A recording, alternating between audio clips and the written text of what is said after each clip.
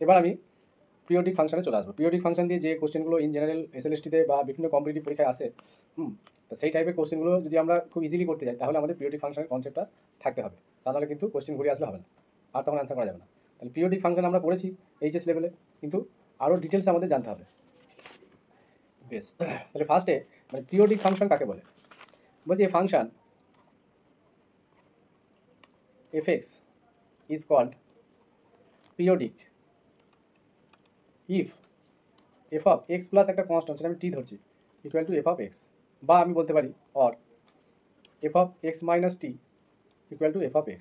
দুটো কন্ডিশনই যদি হোল্ড করে, মানে f of x plus T আর f of x minus T করে যদি fx পাই, তাহলে আমরা কি বলবো? Then fx is called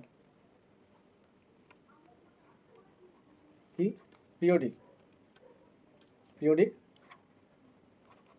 function, ঠিক আছে? আর এই টিটাকে কি বলা হয়? পিরিয়ড। টি ইজ কল্ড, এটাকে পিরিয়ড বলা হয়, বা আমরা এটাকে ফান্ডামেন্টাল পিরিয়ডও বলতে পারি, fundamental period,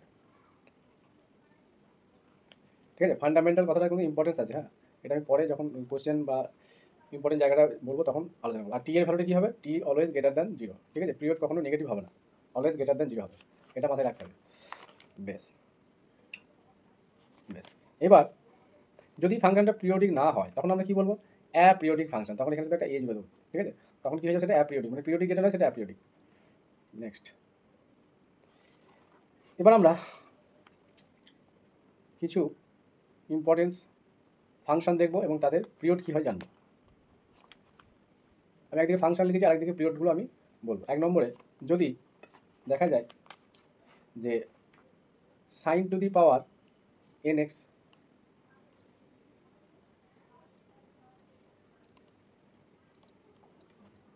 cos to the power, আমরা জানি সাইন কস এগুলো পিরিয়ডিক হয়, cos to the power N X, তারপরে কসের ইয়ে কি?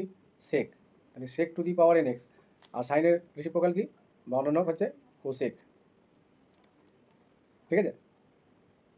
ইফ এন ইকুয়াল টু যদি অড হয়, অড পাওয়ার, মানে এগুলো এনের ভ্যালু অড, মানে কি 1 3 5 এইভাবে যদি অডগুলো হয়, তাহলে এই সমস্ত ফাংশনের ক্ষেত্রে, মানে আমি যদি এখানে 1 রাখি প্রথমে এনের ভ্যালু, সাইন এক্স হচ্ছে, তারপরে কস এক্স হবে, তারপরে সেক এক্স হবে, তারপরে কোসেক এক্স। এই সমস্ত ফাংশনের পিরিয়ড কী হবে? 2 পাই, ঠিক আছে? সমস্ত ফাংশনের পিরিয়ড কী হবে? 2 পাই। কারণ আমরা যদি এফ অফ এক্স প্লাস 2 পাই এই প্রপার্টিটা অ্যাপ্লাই করি এই সমস্ত ক্ষেত্রে, তার মানে আমরা কি এফ এক্স পাবো। কীভাবে হচ্ছে আমি দেখাই। এখানে আমি সাইন এক্সটাকে নিলাম এফ এক্স, তাহলে সাইন, তাহলে এফ এক্স আমি নিলাম কত?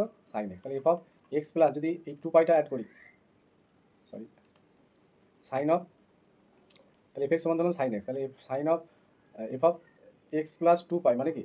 Sign of X plus 2 pi. তাহলে sine of X plus 2 pi মানে কি হয়েছে? সাইন এক্সই হবে। তাহলে সাইন এক্সটা কি এফ এক্স হয়েছিলাম, তাহলে এফ অফ এক্স প্লাস 2 পাই সমান এটা হলো, আর এই জায়গাটা কি? টি হয়ে গেল। টি মানে 2 পাই। একটু আগেই বললাম যে কি আমাদের টিটা কি? পিরিয়ড। এই যে এই জায়গাটা যে থাকবে, যদি মাইনাস হয় তাহলে কোনো সমস্যা নেই।